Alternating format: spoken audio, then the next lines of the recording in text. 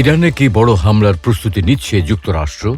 এমন প্রশ্ন এখন আন্তর্জাতিক অঙ্গনে জোরালোভাবে ঘুরছে। কারণ একদিকে যখন তেহরানের সঙ্গে পরমাণু আলোচনা চলছে, অন্যদিকে মধ্যপ্রাচ্যে দ্রুত সামরিক শক্তি বাড়াচ্ছে ওয়াশিংটন।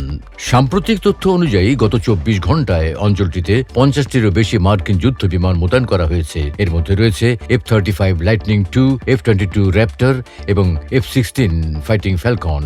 পাশাপাশি আরব সাগরে পাঠানো হয়েছে বিমানবাহী রণতরী। জর্ডানে পৌঁছেছে F-15 ঈগল, MQ-9 ড্রোন এবং A-10 থান্ডারবোল্ট 2 বিমান। স্যাটেলাইট চিত্রে দেখা গেছে নির্দেশিত ক্ষেপণাস্ত্রবাহী destroyer USS Delbert D Black Suez খাল অতিক্রম করে লোহিত সাগরের দিকে অগ্রসর হচ্ছে। এদিকে জেনেভায় অনুষ্ঠিত পরমাণু আলোচনায় দুই পক্ষই অগ্রগতির কথা বলেছে। ইরানের পররাষ্ট্রমন্ত্রী আব্বাস আরাকচি জানিয়েছেন, আলোচনা আগের চেয়ে বেশি গঠনমূলক হয়েছে এবং সম্ভাব্য চুক্তির জন্য কিছু নীতিগত বিষয়ে সমঝোতা হয়েছে। তবে মার্কিন কর্মকর্তারা সতর্ক করে বলেছেন, এখনও বেশ কিছু গুরুত্বপূর্ণ বিষয় চূড়ান্ত হয়নি। বিশ্লেষকদের মতে সামরিক শক্তি জোরদারের মাধ্যমে যুক্তরাষ্ট্র একদিকে চাপ সৃষ্টি করছে, অন্যদিকে আলোচনায় কৌশলগত সুবিধা নিতে চাইছে। তবে এই শক্তি প্রদর্শন পরিস্থিতিকে আরও উত্তপ্ত করে তুলতে পারে বলেও আশঙ্কা রয়েছে। অন্যদিকে ইরান সামরিক মহড়ার অংশ হিসেবে কয়েক ঘন্টার জন্য হরমুজ প্রণালীর একটি অংশ বন্ধ রাখার ঘোষণা দিয়েছে। বিশ্ব জ্বালানি বাণিজ্যের জন্য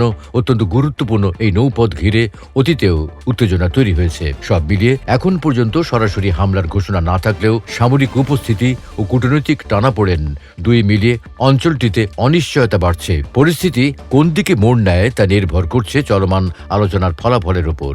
আন্তর্জাতিক ডেস্ক, বাংলা ভিউজ।